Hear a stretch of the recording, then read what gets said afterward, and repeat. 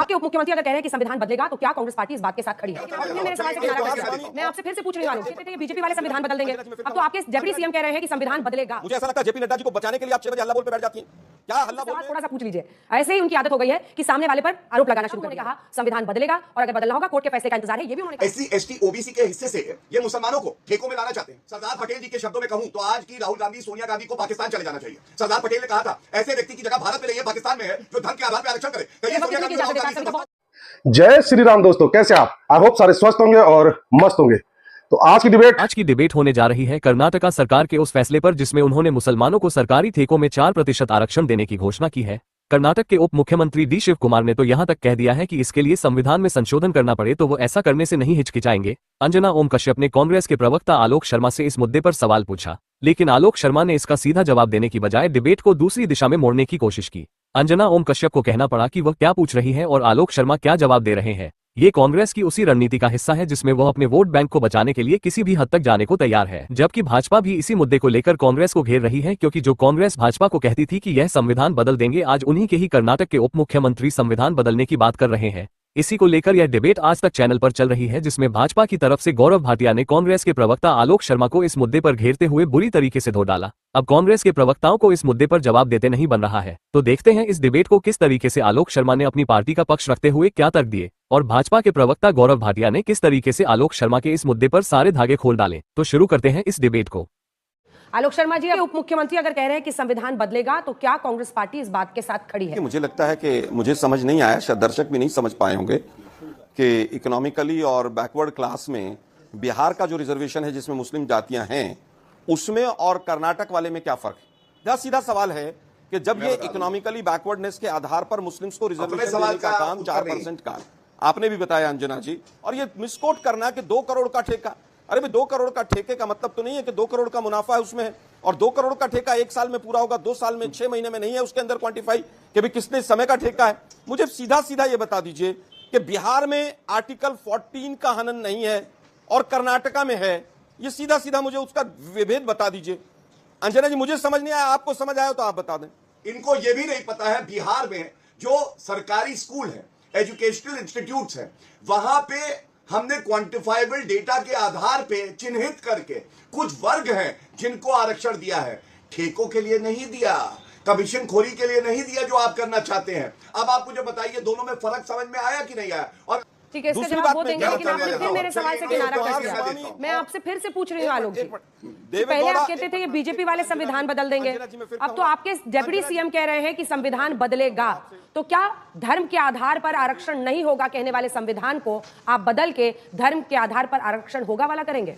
क्या उन्होंने ये कहा कि धर्म के आधार पर आरक्षण होगा, हम ऐसा बदलाव करेंगे? आप मुझे कहती है 6 बजे हल्ला बोल पे आप इसी तरह से करते हैं। मुझे ऐसा लगता है जेपी नड्डा जी को बचाने के लिए आप 6 बजे हल्ला बोल पे बैठ जाती हैं।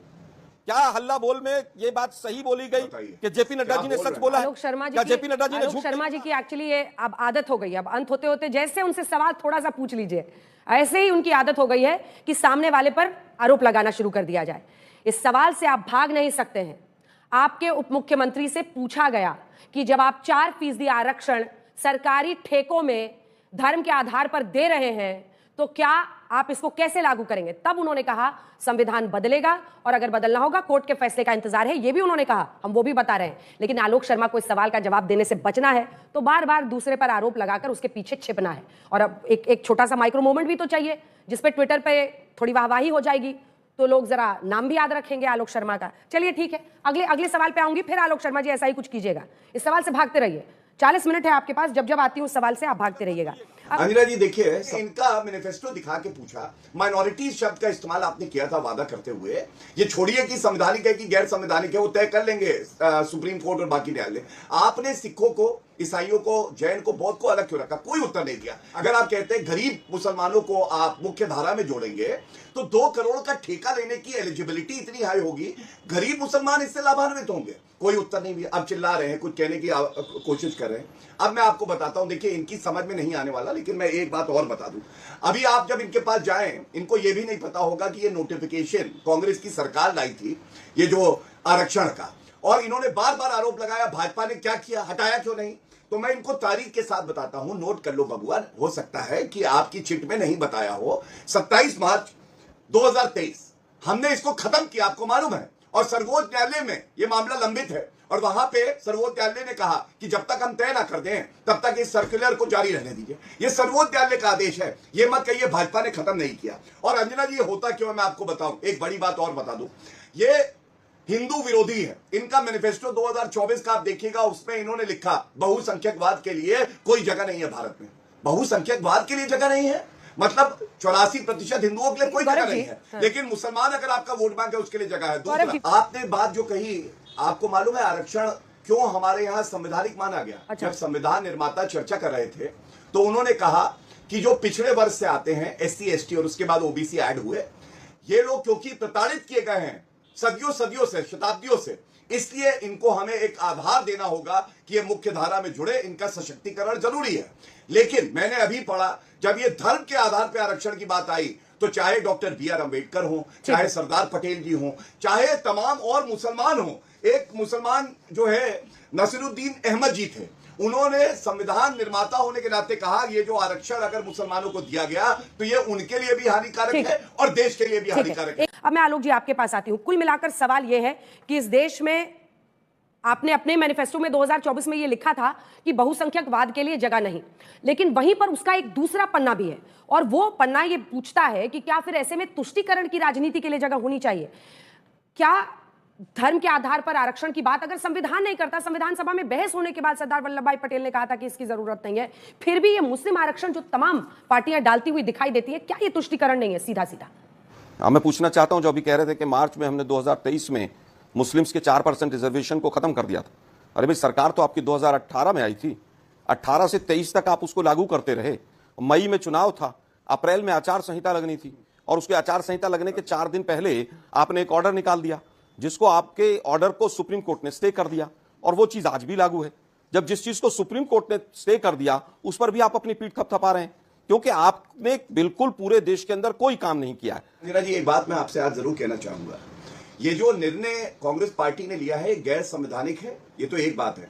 इसके साथ ये दिखाता है कैसे पिछड़ा विरोधी है। मैं आपको बताऊं क्यों। ये जो आरक्षण है ये SC ST OBC के लिए है। SC ST OBC के हिस्से से ये मुसलमानों को ठेकों में लाना चाहते हैं। हक किसका छीन रहे? पिछड़े समाज का। दे किसको रहे हैं? मुसलमानों को। मैं पुनः एक बार पूछ रहा हूं, आपने सिखों को, ईसाइयों को, जैन, बौद्ध, पारसियों को क्यों बाहर रखा है? माइनॉरिटी मैंने इनके मैनिफेस्टो आलोक जी जवाब दीजिए, क्योंकि OBC 1 4% हो गया, ठीक है, OBC 2A 15% हो गया और OBC में 2B करके अगर आप 4% मुस्लिमों को दे रहे हैं तो आप OBC का हक छीन रहे हैं। इस पर जवाब। क्या गुजरात में भी मुस्लिम लोगों को जो वहां पर 27% OBC रिजर्वेशन में डाला गया है, तो क्या इसका मतलब मोदी जी ने OBC लोगों का हक छीनकर मुस्लिम को दिया? गौरव जी रुक जाइए प्लीज, गौरव जी रुक जाइए। अरे भाई, नौकरियों में भी रिजर्वेशन है वहां तो नौकरी, सरकारी ठेकों की बात हो रही है। सुनिए ना जरा, सुनिए। बोलिए। गुजरात में तो नौकरियों में भी दे रखा है, तो क्या गुजरात में आप लोगों ने OBC का रिजर्वेशन छीन के मुस्लिम्स को दिया? आप मुस्लिम तुष्टीकरण करने? मैंने एक बहुत सरल सवाल पूछा, ऐसा लगा सवाल PhD का है और छात्र जो है वो KG फेल है। मैंने पूछा सिख, ईसाई, जैन, बौद्ध, पारसी, इन सबको आपने क्यों नहीं आरक्षण वाला जो आपने लागू किया उसमें डाला? बीच में ना बोले। अंजना जी, आप शांत रहिए, आपका मैनिफेस्टो दिखाया। अरे ऐसा है, सरदार पटेल जी के शब्दों में कहूं तो आज की राहुल गांधी, सोनिया गांधी को पाकिस्तान चले जाना चाहिए। सरदार पटेल ने कहा था ऐसे व्यक्ति की जगह भारत में नहीं है, पाकिस्तान में है, जो धर्म के आधार पर आरक्षण करे। कहिए सोनिया गांधी। आई होप कि आपको डिबेट पसंद आएगी। डिबेट पसंद आए तो लाइक कीजिए, शेयर कीजिए और चैनल पर नहीं है तो सब्सक्राइब कीजिए। मिलता हूं फिर किसी नई डिबेट के साथ, तब तक जय श्री राम।